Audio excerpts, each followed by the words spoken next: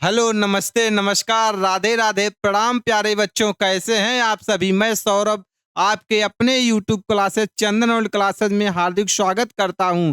जैसा कि आप सभी जानते हैं कि हमने हिंदी के महत्वपूर्ण प्रश्नों की श्रृंखला को शुरू कर दिया था प्यारे बच्चों, जिसमें हमने बहुविकल्पी प्रश्नों को खत्म कर दिया था।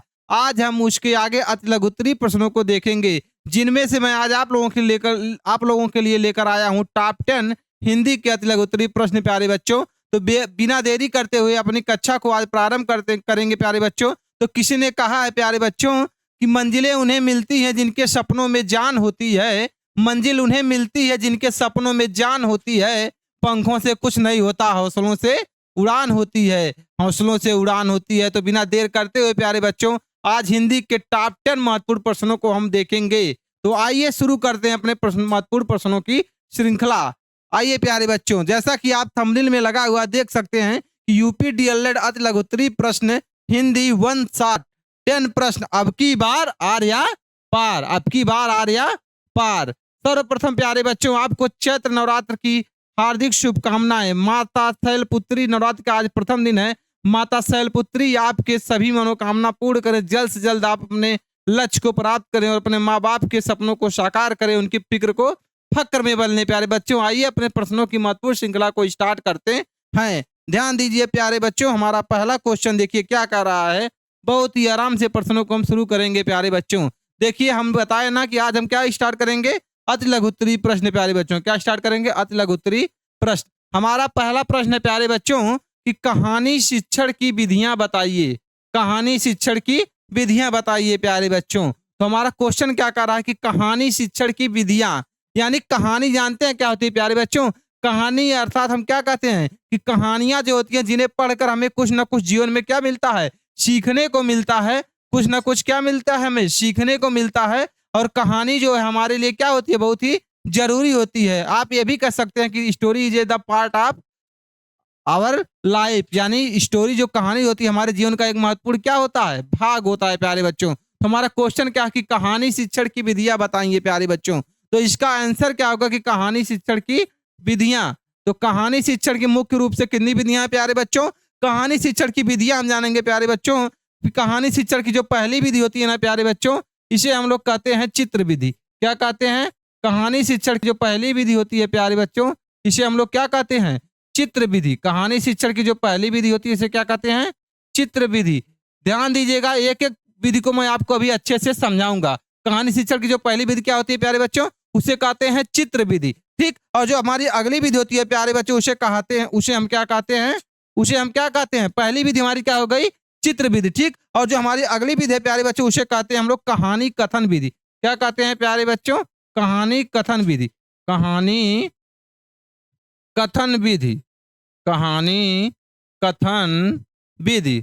कहानी कथन विधि। ठीक। पहली विधि हमने क्या बताया कि पहली विधि को क्या कहते हैं हम लोग? पहली विधि को कहते हैं चित्र विधि। अगली विधि हमारी होती है उसे कहते हैं कहानी कथन विधि। और हमारी जो तीसरी विधि होती है प्यारे बच्चों ना, कहानी शिक्षण की जो हमारी तीसरी विधि होती है, जिसे आप क्या कहते हैं प्यारे बच्चों? जिसे आप कहते हैं प्रश्नोत्तर विधि। क्या कहते हैं प्यारे बच्चों? प्रश्नोत्तर विधि। प्रश्नोत्तर विधि, यानी जिसमें प्रश्न भी हो और उस प्रश्न का साथ साथ क्या हो, उत्तर भी आपको प्राप्त हो। प्रश्नोत्तर विधि। ठीक। हमारी अगली विधि जो होती है प्यारे बच्चों, बहुत ध्यान से प्रश्नों को समझेंगे। जो हमारी चौथी विधि होती है कहानी शिक्षण की, चौथी और लास्ट विधि होती है प्यारे बच्चों, जो कि सबसे इंपॉर्टेंट होती है, उसे हम लोग कहते हैं वार्तालाप विधि। क्या कहते हैं? वार्तालाप विधि। ठीक। वार्तालाप विधि। ठीक। वार्तालाप विधि। ठीक। अब इन कहानी शिक्षण की इन चारों विधियों को प्यारे बच्चों हम आराम से एक एक करके समझ लेते हैं। ठीक। मेरा काम है आपको अच्छे से समझाना। जब तक आपको पूरी तरह से क्वेश्चन समझ में नहीं आएगा तब तक हम आगे नहीं बढ़ेंगे। भले एक दिन में हम एक ही क्वेश्चन करें, दो ही क्वेश्चन करें, लेकिन प्रश्नों को प्यारे बच्चों हम लोग क्या करेंगे? प्रश्नों को अच्छे से समझेंगे। तो हमारा क्या क्वेश्चन था कि कहानी शिक्षण की विधियां बताइए। हमने क्या बताया? चित्र विधि प्यारे बच्चों। क्या हमारी पहली विधि क्या है प्यारे बच्चों? हमारी जो पहली विधि क्या है? चित्र विधि। चित्र विधि क्या होती है प्यारे बच्चों? अर्थात जब आप किसी कहानी को पढ़ते हैं ना, तो उसको किसी दृश्य या चित्र के माध्यम से पढ़े। किसके माध्यम से पढ़े? किसी चित्र के माध्यम से पढ़े। कोई फिगर बना हुआ हो कहानी में। जैसे आपने बचपन से एक कहानी सुनी होगी प्यारे बच्चों कि एक कौवा क्या था, एक कौवा था या कुछ था प्यारे बच्चों, उसे बहुत ज्यादा प्यास लगी थी, तो वो गया पानी पीने के लिए। तो घड़े में जो है क्या था, पानी बहुत नीचे था, तो क्या करता था, उस मटके में, उस घड़े में कंकड़ डालता गया और पानी उसके बाद क्या हुआ, ऊपर आ गया और उसने अपनी प्यास को क्या कर लिया, प्यास को बुझा लिया। तो हम देखे होंगे जब इस कहानी को हम पढ़ते हैं ना, तो देखे होंगे कि आप उस कहानी के ना पाठ में ना, उसमें क्या बना रहता है, एक चित्र बना रहता है और एक घड़ा रहता है, उस घड़े पे कौवा बैठा रहता है।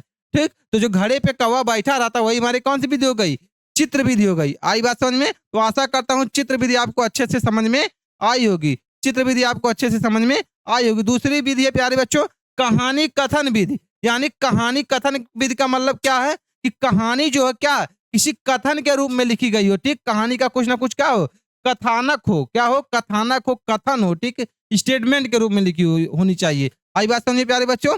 और जो हमारा नेक्स्ट, हमारी अगली वीडियो प्यारे बच्चों है, ये कहानी कथन विधि हो गई। ठीक, कहानी कथन विधि। हमारी जो अगली विधि है प्यारे बच्चों, प्रश्नोत्तर विधि। ठीक, प्रश्नोत्तर विधि किसे कहते हैं, अर्थात जब आप उस कहानी को पढ़ लें, पढ़ने के बाद आपसे कोई उस कहानी में से प्रश्न पूछे तो आप उसका उत्तर दे ले जाएं, उसका उत्तर दे ले जाएं। मतलब आप किसी कहानी को पढ़े और उस कहानी को जब आप पूरी अच्छी तरह से पढ़ लिए, उसके बाद कोई आपसे उस कहानी का उत्तर पूछे तो आप उस कहानी के प्रश्न का उत्तर दे ले जाएं। ये हमारी क्या हो गई, प्रश्नोत्तर विधि। ठीक, ये हमारी क्या हो गई, प्रश्नोत्तर विधि। जो हमारी लास्ट वाली और सबसे इंपॉर्टेंट विधि होती है प्यारे बच्चों, वो होती है वार्तालाप विधि। अर्थात आप जब उस कहानी को पढ़े, ठीक, तो उस कहानी को किसी को सुनाइए और सुनाने के बाद उससे आपस में वार्तालाप करिए, आपस में बातचीत करिए।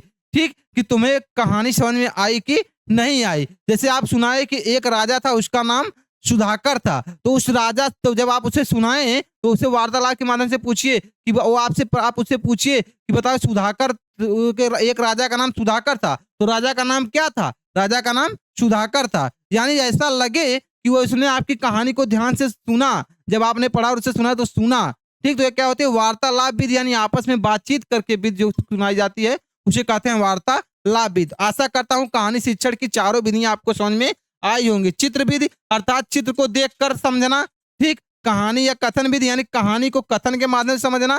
प्रश्नोत्तर विधि यानी आप प्रश्न पूछें और उसका उत्तर आपको प्राप्त हो, प्रश्नोत्तर विधि। वार्तालाप विधि यानी आपस में बातचीत करके, जब आपस में बातचीत करके तो हमारी क्या हो गई, वार्तालाप विधि। ठीक प्यारे बच्चों, यह कहानी शिक्षण की चार प्रमुख क्या थी, विधियां थी। ठीक, अगला क्वेश्चन, हमारा अगला क्वेश्चन है प्यारे बच्चों, देखिए, कर है उच्चारण दोष के सामान्य कारण क्या है।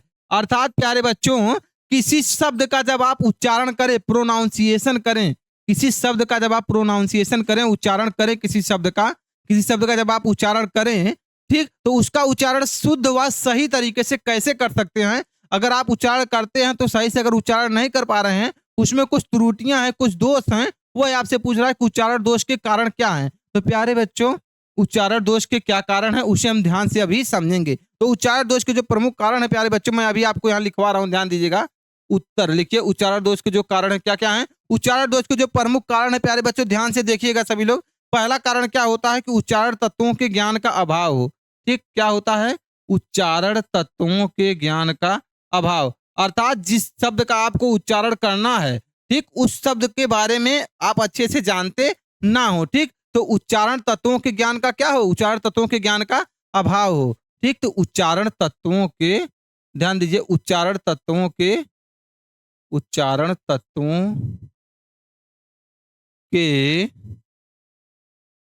ज्ञान, उच्चारण तत्वों के ज्ञान का अभाव, उच्चारण तत्वों के ज्ञान का अभाव। ठीक, अगर उच्चारण तत्वों के ज्ञान का अभाव होगा प्यारे बच्चों, तभी जो है आप उस शब्द का अच्छे से उच्चारण नहीं कर पाएंगे। ठीक, उच्चारण तत्वों के ज्ञान का अभाव यानी जिस शब्द का उच्चारण करना है, अगर उसके बारे में अच्छे से जान नहीं रहेंगे तो उसका उच्चारण शुद्ध शुद्ध आप कर नहीं पाएंगे। जो हमारा अगला होता है, ठीक, उच्चारण दोष का सामान्य कारण। और अगला क्या होता है प्यारे बच्चों, पहला हमने क्या होता है, उच्चारण तत्वों के ज्ञान का अभाव। जो हमारा अगला कारण होता है प्यारे बच्चों ना, वो क्या होता है, परिवार में अशुद्ध उच्चारण। यानी अगर आपके परिवार में सभी लोग किसी शब्द का सही से उच्चारण नहीं कर पा रहे हैं, तभी आपको क्या होगी, दिक्कत होगी। परिवार में अशुद्ध उच्चारण। ठीक, परिवार में अशुद्ध उच्चारण, परिवार में अशुद्ध उच्चारण। ठीक, परिवार में अशुद्ध उच्चारण, परिवार में अशुद्ध उच्चारण का मतलब समझते हैं। अर्थात आपके परिवार में किसी को किसी शब्द के उच्चारण करने में कोई त्रुटि है, कोई दिक्कत है, तो आप उसका सुनते रहते हैं क्योंकि आप भी फैमिली में के मेंबर हैं, फैमिली में रहते हैं, तो आपको वही ध्यान आ जाता है। ठीक है, तो परिवार में अगर अशुद्ध उच्चारण कोई कर रहा है तभी आपको दिक्कत होगी प्यारे बच्चों, तभी आपको क्या होगी, दिक्कत होगी। ठीक, अगला हमारा जो होता है प्यारे बच्चों, अगला, ठीक, अगला क्या होता है हमारा, हमने क्या बताया कि उच्चारण तत्वों के ज्ञान का अभाव होगा, पहली बात। दूसरा, परिवार में अशुद्ध उच्चारण होगा, कोई परिवार में कोई क्या करेगा, कोई शुद्ध उच्चारण नहीं करता होगा, गलत उच्चारण करता होगा। ठीक, और जो हमारा अगला उच्चारण होता है प्यारे बच्चों, जिसे आप कहते हैं सबसे इंपॉर्टेंट यही होता है शारीरिक विकार। शारीरिक विकार का मतलब समझ रहे हैं, शारीरिक विकार का मतलब समझ रहे हैं प्यारे बच्चों, शारीरिक विकार, शारीरिक विकार का मतलब आपकी बॉडी में, आपके शरीर में कहीं ना कहीं कोई क्या है, किसी न किसी अंग में कोई क्या है, दिक्कत है, कोई ना कोई क्या है, किसी न किसी अंग में समस्या है। तो शारीरिक विकास, जैसे शारीरिक विकार, विकास करें, विकार, शारीरिक विकार प्यारे बच्चों, जैसे कोई शारीरिक विकार, जैसे तोतलापन ले लीजिए, तोतलापन। अगर आप क्या करते हैं, बचपन से तुतलाते हैं, ठीक, बचपन से तुतलाते हैं, तो उस शब्द का सही से उच्चारण नहीं कर पाएंगे। तो जो तोतलापन होता है हमारा क्या है, एक शारीरिक विकार है। जैसे अगर आपको रेल पढ़ना है, ठीक, आप देखते होंगे जो लोग तोतले होते हैं वो रेल को रेल ना पढ़ के क्या पढ़ते हैं, लेल पढ़ते हैं। अर्थात रा का उच्चारण किस तरह करते हैं, वो रा का उच्चारण ला की तरह करते हैं, रा का उच्चारण क्या करते हैं, ला की तरह करते हैं।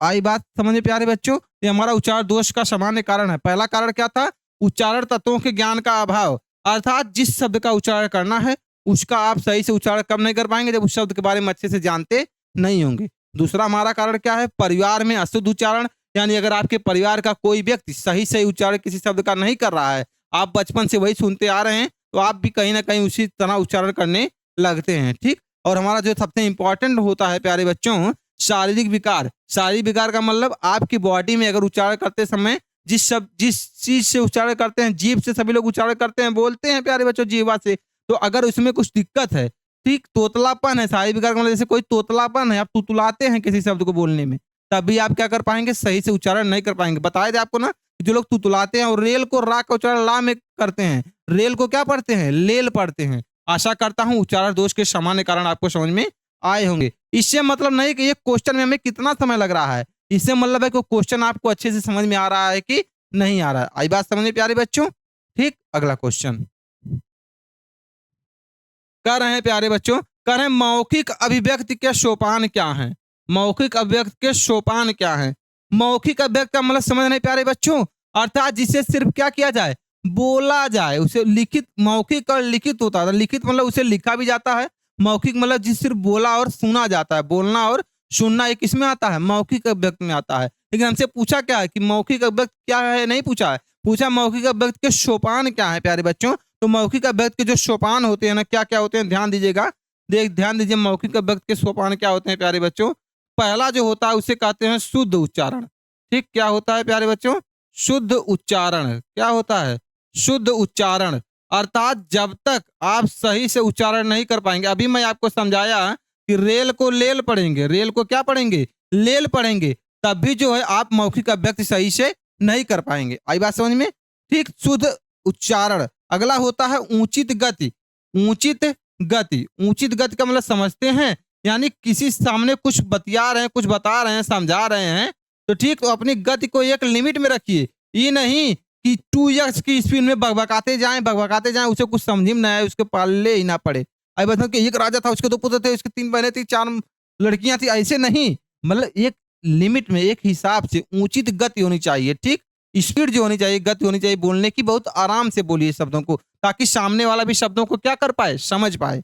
आई बात समझ में। और जो हमारा अगला होता है प्यारे बच्चों, जो हमारा मौखिक अभिव्यक्ति का अगला सोपान होता है, उसे हम लोग क्या कहते हैं प्यारे बच्चों, ध्यान दीजिएगा, हाव भाव। क्या, हाव भाव, यानी आप उससे कह रहे हैं तो वह भी आपकी बातों को सुन रहा है कि नहीं सुन रहा है। आप कह रहे हैं कुछ और कर रहा है, आपके बातों को ध्यान नहीं दे रहा है, तो उसके हाव भाव को भी देखिए, कुछ सुन रहा है कि नहीं सुन रहा है। आई बात सुनिए प्यारे बच्चों। हाव भाव के बाद प्यारे बच्चों सबसे मोस्ट और इम्पॉर्टेंट जो होता है मौखिक अभिव्यक्ति का सोपान होता है प्यारे बच्चों, उसे कहते हैं क्रमबद्धता। क्या कहते हैं प्यारे बच्चों, क्रमबद्धता। ये तो सभी लोग जानते होंगे क्रमबद्धता क्या होता है। आई बात समझ में प्यारे बच्चों। क्रमबद्धता का मतलब प्यारे बच्चों, जैसे मैं आपको कहूँ क्रमबद्धता का मतलब क्या होता है, यानी आप का के बाद खा ही कहें, का के बाद खा ही कहें, तब तो सही क्रम है। और का के बाद सीधे आप ना पे आ गए, तो ये तो हमारा क्या हो गया, अशुद्ध कर्म हो गया। तो आशा करता हूं मौखिक अभ्यक्त के सभी सोपान आपको समझ में आए।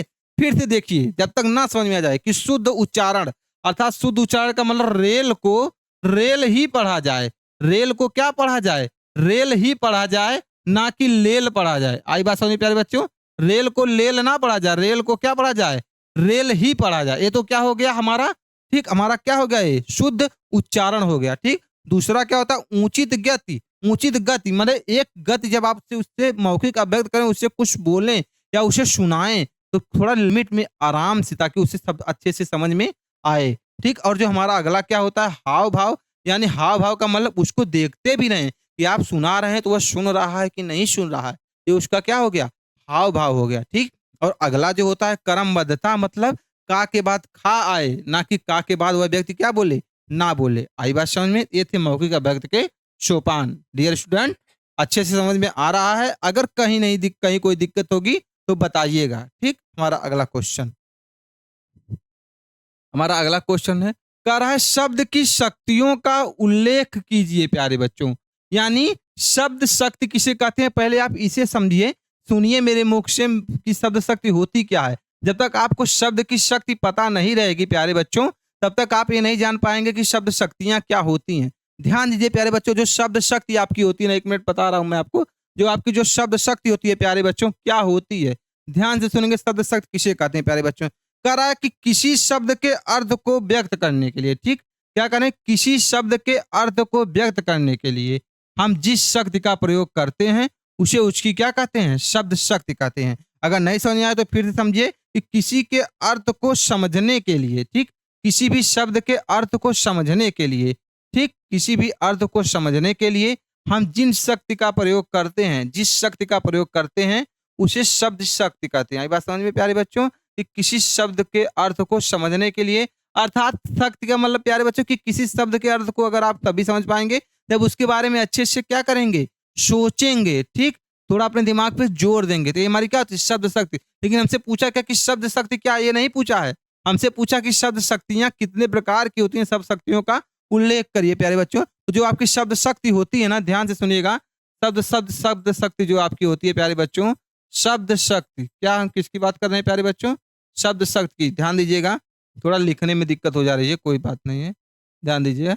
हम किसकी बात कर रहे हैं प्यारे बच्चों, शब्द शक्ति की बात कर रहे हैं, शब्द शक्ति की। ठीक, तो शब्द शक्ति हमारी जो होती है ना डियर स्टूडेंट, जो हमारी शब्द शक्ति होती है, 1 मिनट, कहाँ से मिस्टेक हो रहा है,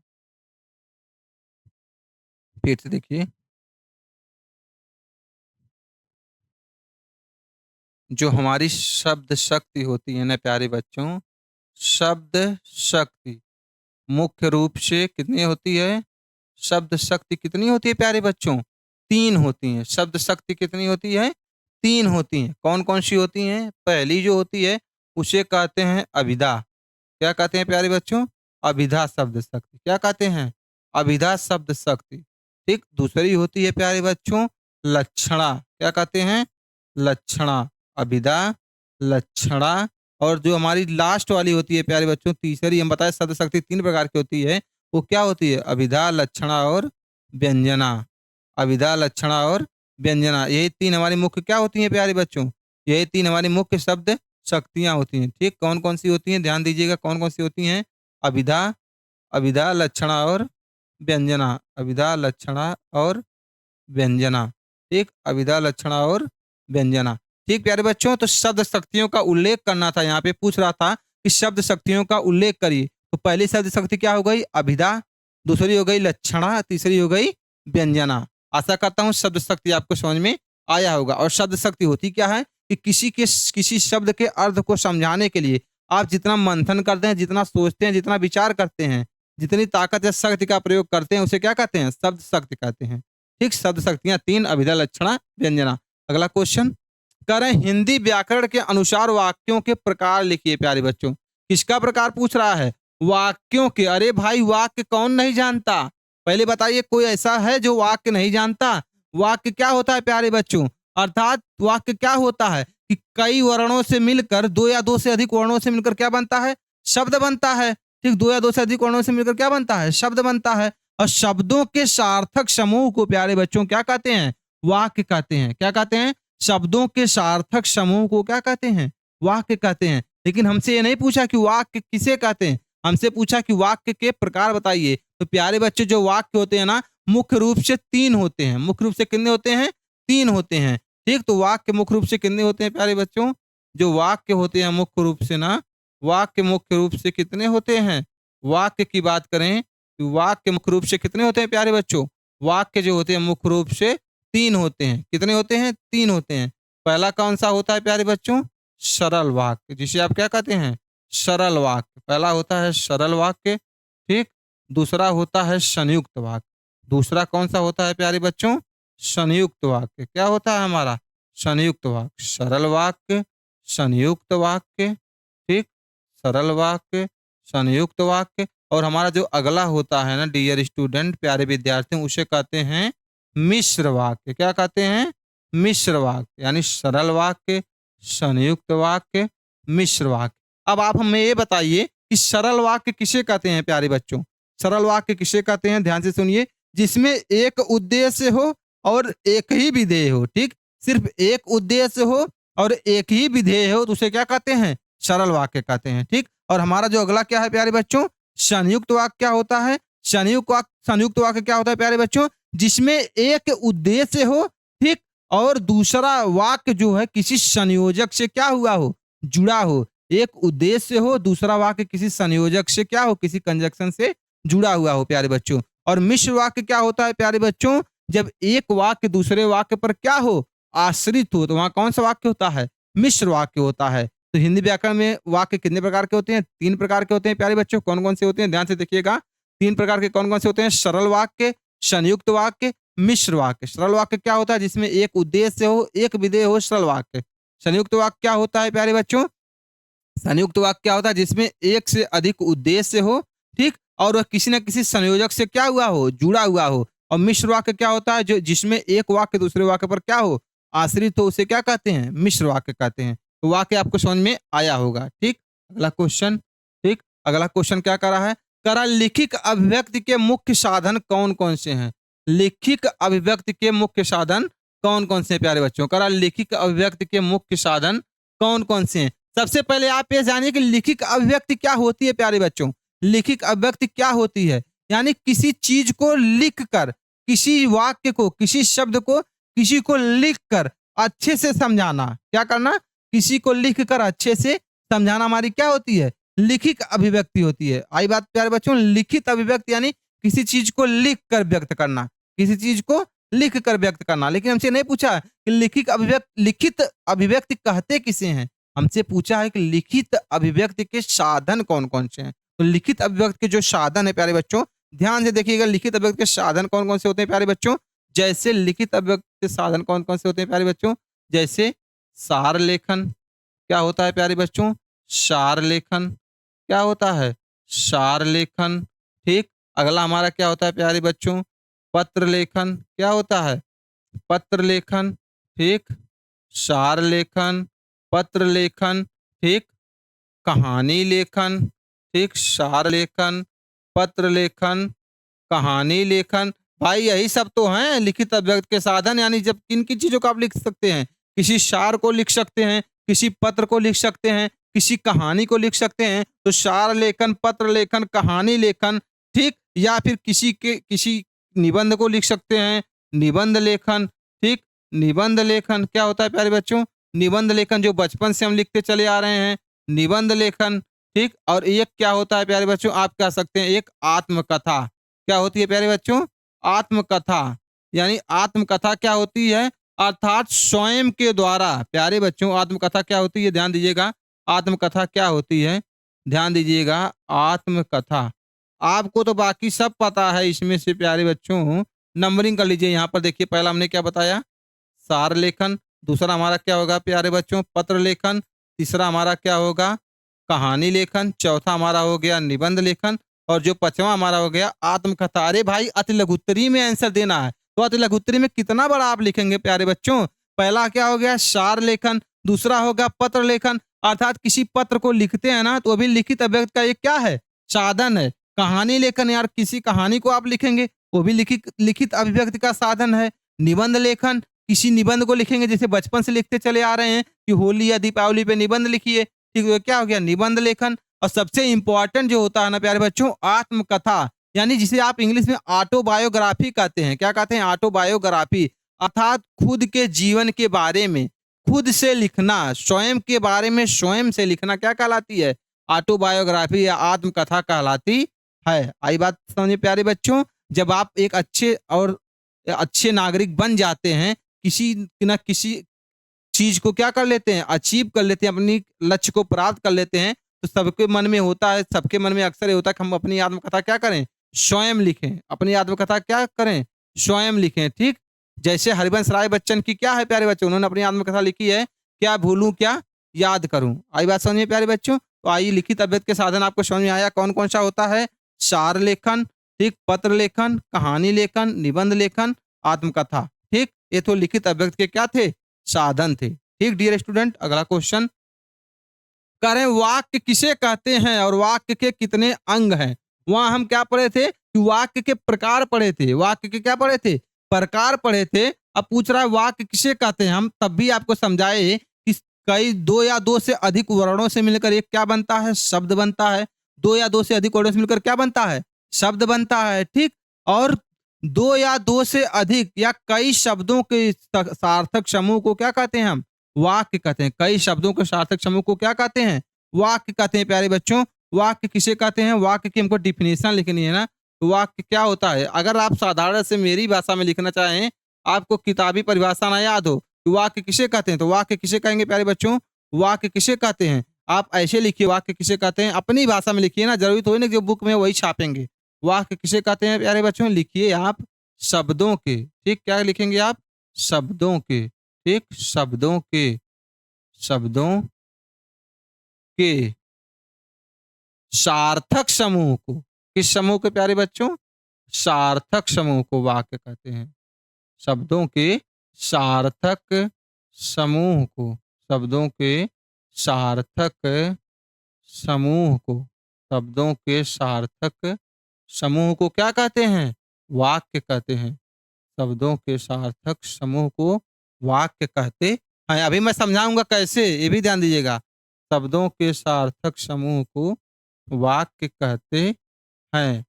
जैसे प्यारे बच्चों, जैसे शब्दों का सार्थक समूह होना चाहिए। जैसे मैं लिखूं राम एक अच्छा, राम एक अच्छा लड़का है।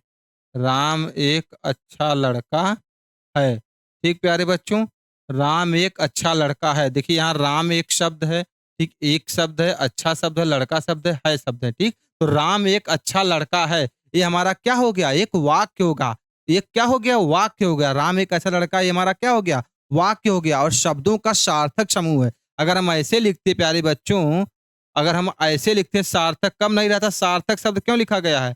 सार्थक शब्द ये जो लिखा गया आपका ना, सार्थक शब्द जरूर मिस मत कीजिएगा कि नहीं कि बस शब्दों के समूह को हम वाक्य कहते हैं, नहीं। शब्दों के सार्थक यानी अर्थ के साथ, जिसका कोई ना कोई क्या निकले? अर्थ निकले। अगर मैं ऐसे लिखूं, इसी वाक्य को ऐसे लिख करना, मैं ऐसे लिखूं प्यारे बच्चों कि लड़का है, लड़का है, ठीक, लड़का है, राम लड़का है, अच्छा राम, लड़का है, अच्छा राम। ये बताइए, ये वाक्य सही है कि जो ऊपर लिखा हूं वो वाक्य सही है? ये वाला वाक्य सही है कि राम एक अच्छा लड़का है। अब जब ऐसे लिख देंगे लड़का है अच्छा राम, तो ये शब्दों का सार्थक समूह नहीं है। वाक्य कहते किसे हैं? कि शब्दों के सार्थक समूह को क्या कहते हैं? वाक्य कहते हैं। ये तो वाक्य की डिफिनेशन हो गई सिर्फ। लेकिन हमसे पूछा क्या है? वाक्य के कितने अंग है? डियर स्टूडेंट, मेरी बात सुनिए। मुझे पता किन लोगों को लग रहा होगा कि सर वाक्य की परिभाषा गलत बता रहे हैं। ये गलत नहीं है। जरूरी नहीं है कि जो आपके सीरीज में दिया है उसे आप एक्यूरेट उतारें। दिमाग में ना प्यारे बच्चों, जब आप पेपर देने जाते हैं, एग्जाम प्रेशर इतना ज्यादा होता है एग्जाम हॉल में ना, कि जो पढ़े लिखे रहते हैं बुद्धि हरा जाती है। आई बात समझ में? तो कुछ चीजों को महसूस कीजिए, प्रैक्टिकली करिए, प्रैक्टिकल करिए, उस पर अभ्यास करिए कि वाक्य किसे कहते हैं। आप बचपन से पढ़ते आ रहे हैं कि शब्दों के सार्थक समूह को क्या कहते हैं? वाक्य कहते हैं। ये तो क्या हो गया हमारी वाक्य की परिभाषा। फिर हमसे पूछा वाक्य के कितने अंग हैं, तो वाक्य के कितने अंग हैं प्यारे बच्चों? तो वाक्य के अंग भी हम देख लेते हैं, ध्यान दीजिएगा। वाक्य के कितने अंग हैं, ध्यान दीजिएगा। वाक्य के कितने अंग होते हैं प्यारे बच्चों? तो ध्यान दीजिएगा, यहाँ लिखिए, अगली हेडिंग बनाएंगे वाक्य के अंग। वाक्य के अंग, ठीक, वाक्य के अंग। जो वाक्य के अंग होते हैं ना प्यारे बच्चों, कितने होते हैं? 2 होते हैं। कितने होते हैं? 2 होते हैं। एक को आप कहते हैं उद्देश्य, एक को क्या कहते हैं? उद्देश्य। एक को कहते हैं उद्देश्य और एक को कहते हैं विधेय। एक को क्या कहते हैं? विधेय। ठीक, एक को कहते हैं उद्देश्य और एक को क्या कहते हैं? विधेय। ये वाक्य के 2 अंग हैं, ठीक। लेकिन हमसे पूछा क्या था? वाक्य के किसे कहते हैं? शब्दों के सार्थक समूह को वाक्य कहते हैं। राम एक अच्छा लड़का या एक शुद्ध वाक्य है, सार्थक वाक्य है। वाक्य के 2 अंग उद्देश्य और विधेय। अगर आप कहें तो मैं उद्देश्य और विधेय भी इसी स्लाइड में आपको समझा दूं कि उद्देश्य क्या होता है, विधेय क्या होता है। ध्यान से देखिएगा, जैसे यहाँ पे लिखा गया ना, राम एक अच्छा लड़का है प्यारे बच्चों। ये जो आपका राम करता है ना, ये राम हमारा क्या है? कार्य को करने वाला। राम ही कौन अच्छा लड़का है? राम अच्छा लड़का है ना प्यारे बच्चों। कौन अच्छा लड़का है? राम। तो ये जो हमारा राम शब्द आया, जो सब्जेक्ट होता है, जो करता होता है, वाक्य में काम को करने वाला होता है, वही क्या होता है प्यारे बच्चों? वही क्या होता है? वही उद्देश्य होता है। वही क्या होता है? उद्देश्य होता है, ठीक। जो राम है, जो करता होता है, वो क्या होता है? उद्देश्य होता है। और विधेय क्या होता है? इस राम के बाद जो कुछ भी बच रहा है, कि राम के बाद जो कुछ भी बच रहा है, एक अच्छा लड़का है, ये हमारा टोटल क्या हो गया प्यारे बच्चों? विधेय हो गया। टोटल क्या हो गया? विधेय हो गया। आई बात समझ में? क्या हो गया? विधेय हो गया, जिसे आप इंग्लिश में कहते हैं प्रेडिकेट। विधेय को क्या कहते हैं? प्रेडिकेट। तो क्या होता है? वाक्य शब्दों के सार्थक समूह को क्या कहते हैं? वाक्य कहते हैं। जैसे राम एक अच्छा लड़का है, और वाक्य के कितने अंग होते हैं? वाक्य के कितने अंग होते हैं? 2 अंग होते हैं। एक होता है उद्देश्य और एक होता है विधेय। उद्देश्य क्या होता है? अर्थात जो वो किसी वाक्य में काम को करने वाला होता है, करता होता है, वो हमारा उद्देश्य होता है। और इस कर्ता के बाद, इस उद्देश्य के बाद जो कुछ भी बचता है, इस उद्देश्य के बाद जो कुछ भी बचता है, वो हमारा क्या होता है? विधेय होता है। आशा करता हूं आपको वाक्य और वाक्य के अंग समझ में आए होंगे, ठीक प्यारे बच्चों। अगला क्वेश्चन लीजिएगा, कह रहा है समास किसे कहते हैं? सबसे आसान प्रश्न प्यारे बच्चों, सबसे आसान प्रश्न। हमसे क्या पूछा है? समास किसे कहते हैं प्यारे बच्चों? सबसे पहले आप जानिए समास किसे कहते हैं ना। समास का जो शाब्दिक अर्थ होता है ना, संक्षिप्तीकरण होता है। अर्थात किसी भी, ठीक, किसी भी शब्द को बहुत हम क्या कर दें? संक्षेप में कर दें। बहुत बढ़ा चढ़ा कर नहीं, क्या कर दें? संक्षेप में कर दें। उसे क्या कहते हैं हम? संक्षिप्तीकरण यानी समास। जैसे पहले शब्द के बाद शब्द को ही लिखकर आपको समझा देता हूं। जैसे मैं कह दूं, देखिए, जैसे मुझे लिखना है राजा का कुमार, ठीक, राजा का कुमार। राजा का कुमार, मुझे क्या लिखना है? राजा का कुमार। तो मैं इतना बड़ा ना लिखकर भाई, राजा का कुमार ना लिखकर मैं क्या लिख दूं शॉर्ट में? राजकुमार। क्या लिख दूं? राजकुमार। क्या लिख दूं? राजकुमार। तो हमारा ये क्या हो गया? ये समास हो गया। क्या हो गया? समास हो गया। आई बात समझ में? समास हो गया। तो समास किसे कहते हैं? समास का मतलब होता है संक्षिप्तीकरण, ठीक। समास का मतलब क्या होता है? संक्षिप्तीकरण, यानी किसी शब्द को संक्षेप में कह देना। किसी वाक्य को क्या कह देना? शब्द करें, किसी वाक्य को क्या कह देना प्यारे बच्चों? संक्षेप में कह देना है। समास का जो शाब्दिक अर्थ होता है ना, समास का क्या होता है सब प्यारे बच्चों? संक्षिप्तीकरण। क्या होता है? संक्षिप्तीकरण, यानी किसी वाक्य को बहुत ही क्या कह देना? किसी वाक्य को संक्षेप में कह देना। संक्षिप्तीकरण का मतलब क्या होता है? संक्षेप में। क्या होता है संक्षिप्तीकरण का मतलब प्यारे बच्चों? संक्षेप में। क्या होता है? संक्षेप में, ठीक। यानी किसी भी वाक्य को क्या कह दें? संक्षेप में। जैसे हमने लिख दिया राजा का कुमार, जैसे हमने क्या लिखा यहाँ पर एक वाक्य, राजा का कुमार। तो राजा का कुमार को सिर्फ एक शब्द में क्या लिख सकते हैं? राजकुमार। राजकुमार, ये हमारा क्या हो गया? संक्षेप में। तो आया समास किसे कहते हैं प्यारे बच्चों? आप समास की एक परिभाषा आप और भी दे सकते हैं प्यारे बच्चों। समास की एक परिभाषा और दे सकते हैं कि 2 या 2 से अधिक पद, ठीक, 2 या 2 से अधिक पद जब अभी अपनी विभक्तियों का लोप करके एक नया रूप धारण कर लें, तो उसे समास कहते हैं। ये आपकी बुक की परिभाषा हो गई। अगर मेरे हिसाब से परिभाषा देखेंगे समास की, तो होती है कि समास का अर्थ आप बस जानते रहिए कि संक्षिप्तीकरण, यानी किसी वाक्य को बढ़ा चढ़ा कर ना करके बहुत संक्षेप में कह देना, समास हो गया। लेकिन आपके जो बुक की परिभाषा होती है, कितने लोग कहते हैं हम बुक वाला ही लिखेंगे। भाई तो बुक वाला ही लिखो, तुमको याद होता है तो, कि जब 2 या 2 से अधिक पद अपनी विभक्तियों का लोप करके एक नए सार्थक शब्द का निर्माण करते हैं, उसे समास कहते हैं। ठीक, जब दो या दो से अधिक पद अपनी विभक्तियों का लोप करके एक नए सार्थक शब्द का निर्माण करें उसे क्या कहते हैं? समास कहते हैं। जैसे यहाँ देखिए, यहाँ पर का एक क्या है? विभक्ति है। का एक क्या है? विभक्ति है। और इस विभक्ति का हमने क्या कर दिया? लोप कर दिया। यानी का को हमने क्या कर दिया? लोप मतलब का को हमने क्या कर दिया? गायब कर दिया। का को क्या कर दिया? गायब कर दिया। तो हमारा शब्द क्या बन गया? राजकुमार। तो यही तो कह रहे हैं भाई कि जब दो या दो से अधिक पद अपनी विभक्तियों का लोप करके एक नए सार्थक शब्द का निर्माण करें उसे क्या कहेंगे? समास कहेंगे। तो समास समझ में आया? मैं तो बस इतना कहूंगा कि आप बस इतना याद रखिए दिमाग में कि समास का अर्थ होता है संक्षिप्तीकरण, यानी किसी भी वाक्य को संक्षेप में कहना। आई बात समझ में प्यारे बच्चों? जैसे राजा का कुमार राजकुमार। अच्छा, क्या आप मुझे कोई बच्चा ये भी बता सकता है कि राजकुमार में कौन सा समास है प्यारे बच्चों? राजकुमार में कौन सा समास है? यानी जिस समास में विभक्तियों की बात आ जाए प्यारे बच्चों ना, वहां पर हमेशा तत्पुरुष समास होता है। कौन सा समास होता है प्यारे बच्चों? तत्पुरुष समास होता है। जिस समास में विभक्तियों की बात आ जाए वहां पर तत्पुरुष समास होता है। आई बात समझ में? अगला क्वेश्चन क्या कह रहा है प्यारे बच्चों? मौलिक लेखन की किसे कहते हैं प्यारे बच्चों? कौन सा लेखन पूछ रहे हैं हमसे? मौलिक लेखन। भाई मौलिक लेखन नहीं, ये गलत हो गया क्वेश्चन। मौखिक लेखन। क्या इसे क्या आप लोग कर लीजिए? ला को क्या बना लीजिए? खा बना लीजिए। ला को क्या बना लीजिए? खा बना लीजिए। मौखिक लेखन किसे कहते हैं प्यारे बच्चों? अर्थात मौखिक लेखन का मतलब क्या? सिर्फ कोई क्या करते जाए? बोलते जाए। कोई बोलता जाए, आप सुनते जाएं। कोई बोलता जाए, आप सुनते जाएं। ठीक, तो हमारा क्या हो गया? और उसे लिखें भी तो क्या हो गया? मौखिक लेखन हो गया। हमसे पूछा गया कि मौखिक लेखन किसे कहते हैं प्यारे बच्चों? ठीक, तो अपने भावों या विचारों को, ठीक ध्यान दीजिएगा, मौखिक लेखन किसे कहते हैं? अपने भावों या विचारों को। ठीक, अपने भाव। भाई किसी से आप कुछ कहेंगे तो अपने भाव या विचार व्यक्त करेंगे कि नहीं करेंगे? अपने भावों या विचारों को प्यारे बच्चों, अपने भावों या विचारों को। ठीक, अपने भावों या विचारों को, ध्यान दीजिएगा, अपने भावों या विचारों को सुनकर व्यक्त करना। क्या करना प्यारे बच्चों?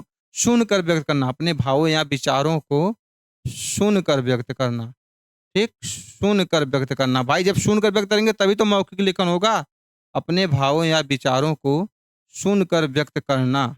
अपने भावों या विचारों को सुनकर व्यक्त करना क्या कहलाता है प्यारे बच्चों? अपने भावों या विचारों को सुनकर व्यक्त करना क्या क्या कहलाता है? मौखिक लेखन। क्या कहलाता है डियर स्टूडेंट? मौखिक लेखन। तो मौखिक लेखन आपको समझ में आया? अपने भावों या विचारों को क्या करना? सुनकर व्यक्त करना ही हमारा क्या कहलाएगा? मौखिक लेखन कहलाएगा। डियर स्टूडेंट, तो मौखिक लेखन आपको समझ में आया? जब आप किसी से कुछ कहते हैं, अपने विचारों का आदान प्रदान करते हैं, अपने भाव या विचारों को क्या करते हैं? आदान प्रदान करते हैं, तभी आप किसी से कुछ कह पाते हैं। ठीक, तो हमारा क्या आंसर हो गया कि मौखिक लेखन किसे कहते हैं? अपने भावों या विचारों को सुनकर कैसे व्यक्त करना? सुनकर व्यक्त करना प्यारे बच्चों। कैसे व्यक्त करना? ध्यान दीजिएगा, कैसे व्यक्त करना? सुनकर व्यक्त करना। कैसे व्यक्त करना प्यारे बच्चों? सुनकर व्यक्त करना क्या कहलाता है? मौखिक लेखन कहलाता है। तो मौखिक लेखन समझ में आया? अब अगला क्वेश्चन हमारा, इस स्लाइड का लास्ट क्वेश्चन प्यारे बच्चों, इस स्लाइड का लास्ट क्वेश्चन। अरे भैया पूछ रहे हैं काल कितने प्रकार के होते हैं? डियर स्टूडेंट, इन्होंने हमसे क्या पूछा? काल। अरे भाई काल का मतलब वो वाला काल मत समझिएगा डियर स्टूडेंट कि मिस कॉल रिसीव कॉल। ठीक, मिस्ड कॉल रिसीव्ड कॉल, वो वाला काल नहीं। यहाँ काल का अर्थ होता है प्यारे बच्चों, सबसे पहले जानिए काल कहते किसे हैं? काल का अर्थ मतलब समय। क्या कह रहे हैं प्यारे बच्चों? ये क्या कह रहे हैं?